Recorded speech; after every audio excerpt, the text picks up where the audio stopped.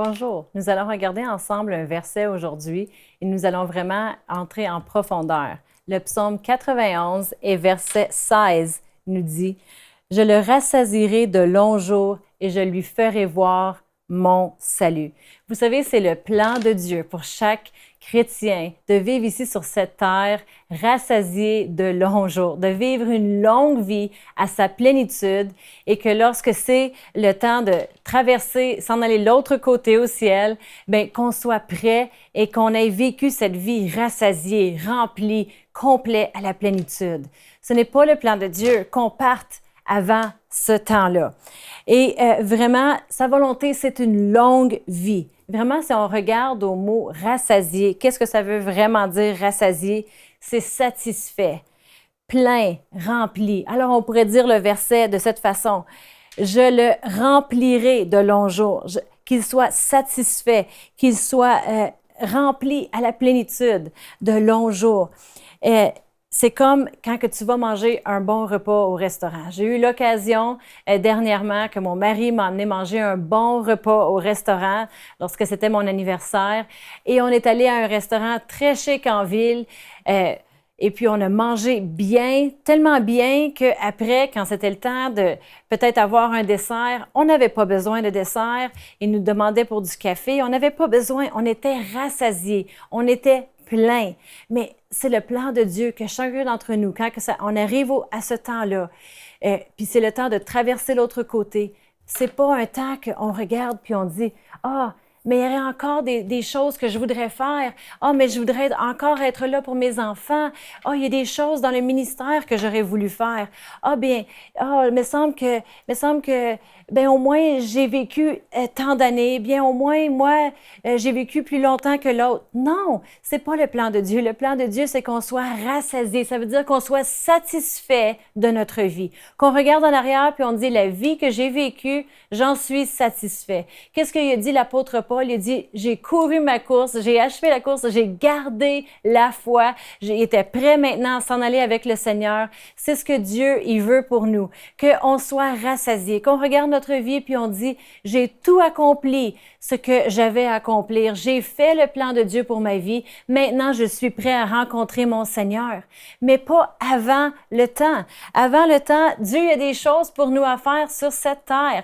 Il y a trop de gens qui vont dire, bien, ça me tente plus de souffrir, alors je vais choisir de m'en aller au ciel. Bien, vraiment, j'ai juste hâte d'aller au ciel. J'ai hâte que Jésus revienne. Et on dit des fois ces choses-là, mais vraiment la réalité, c'est que Dieu a encore des choses pour nous à faire.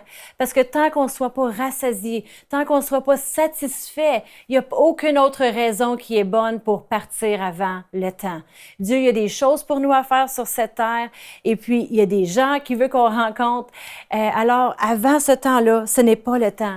Et on doit juste s'occuper à le travail du Seigneur. Il a des choses qu'il veut qu'on fasse et on doit s'occuper à ces choses-là. Mais il y a des gens qui vont dire, oui, mais apparemment qu'il y a un temps qu'on doit mourir. Dans Hébreux 9, 27, les gens vont dire, et comme il est réservé aux hommes de mourir une seule fois, après quoi vient le jugement? Les gens ils vont dire, oui, mais tu vois-tu, on doit mourir. Oui, si Jésus ne revient pas pendant notre existence sur la terre, on doit mourir. Mais la clé de ce verset ici, c'est marqué qu'on va mourir juste une fois de passer de cette vie à l'éternité. Il n'y a pas d'autre fois pour mourir. C'est pas, il y a des gens qui vont penser que la mort, ça va venir quand on s'en attend pas et tout d'un coup, paf, on meurt et c'est la fin.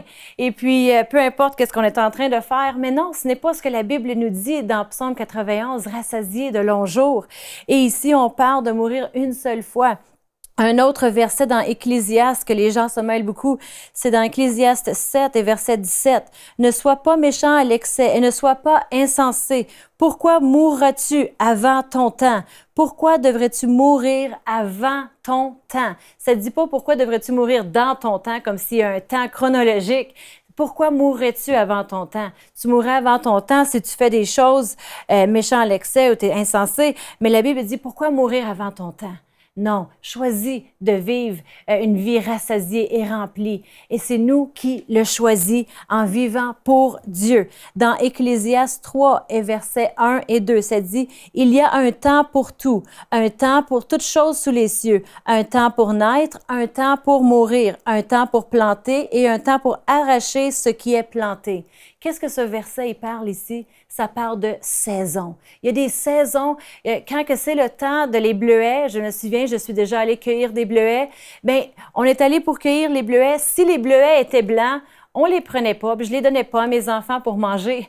On a attendu le temps de l'année que c'était la saison pour les bleuets. Ils étaient bleus, ils étaient gros. On pouvait les cueillir à la pelletée. Ils étaient prêts à être mangés.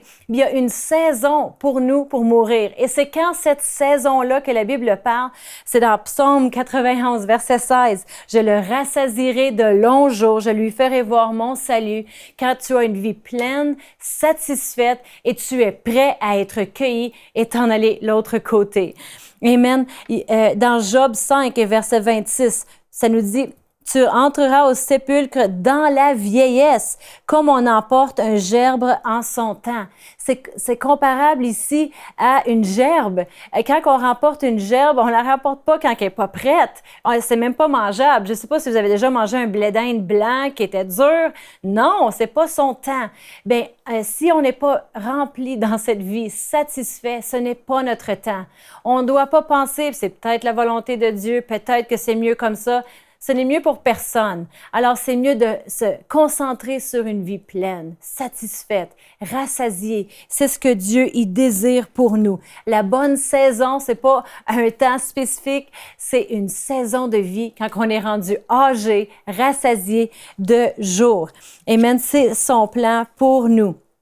Dans Psaume 103 et verset 5, ça nous dit « C'est lui qui rassasie de bien ta vieillesse, qui te fait rajeunir comme l'aigle. » Alors, on continue de rester jeune, de rajeunir comme l'aigle en se nourrissant de la parole de Dieu. Et dans notre saison, lorsqu'on sera rassasié, bien, on s'en ira de l'autre côté. Pour aller plus en profondeur, vous pouvez lire et télécharger la version complète de cette pensée du jour sur le site enseigne-moi.com.